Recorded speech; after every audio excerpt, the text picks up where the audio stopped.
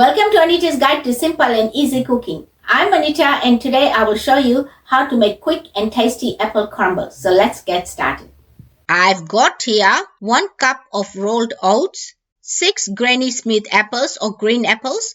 You can use pink lady apples as well. 1 cup of brown sugar, half a teaspoon of salt, 2 tablespoons of lemon juice, half a teaspoon of grated nutmeg, 1.5 teaspoons of cinnamon powder, 2 tablespoons of raw sugar, half a cup of plain flour, and 125 grams of chopped butter. You will also need any microwave-safe dish or a pie dish. Peel, core,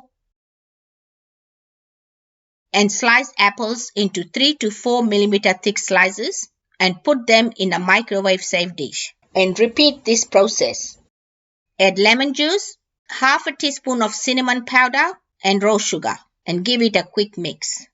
Cover it with a plastic wrap and microwave it for 6 minutes or until the apples are soft. While the apples are cooking, get the crumble mixture ready. Take a big dish, add rolled oats, flour, sugar, nutmeg, cinnamon, salt, and butter.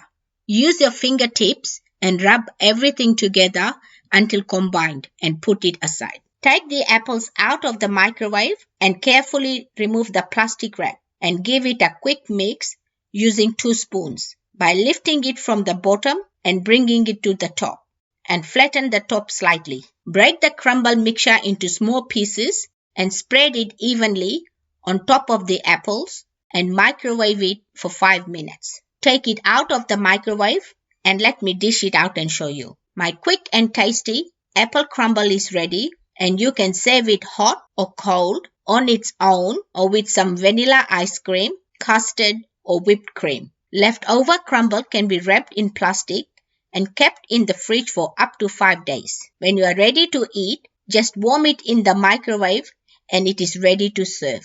Enjoy. If you like this video, please give it a big thumbs up. For more of my simple and easy recipes, please subscribe to my channel and don't forget to press the bell icon to receive notifications of my latest videos.